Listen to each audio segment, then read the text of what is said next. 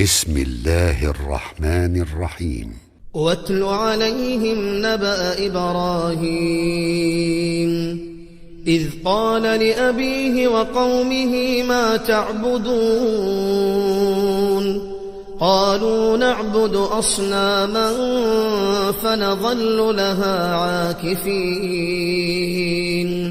قال هل يسمعونكم إذ تدعون أو ينفعونكم أو يضرون قالوا بل وجدنا آباءنا كذلك يفعلون قال أفرأيتم ما كنتم تعبدون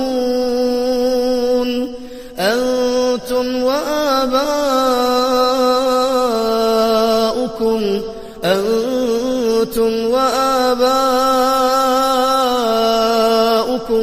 الأقدمون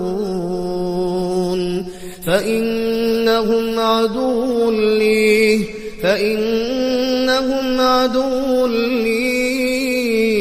إلا رب العالمين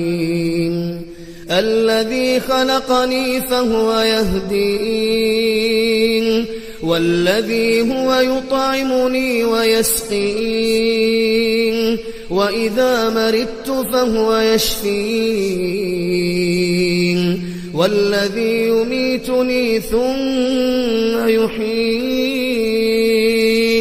والذي أطمع أن يغفر لي خطيئتي يوم الدين رب هب لي حكما وألحقني بالصالحين واجعل لي لسان صدق في الآخرين واجعلني من ورثة جنة النعيم واغفر لأبي إنه كان من الضالين ولا تخزني يوم يبعثون يوم لا ينفع مال ولا بنون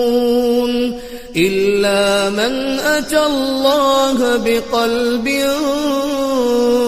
سليم.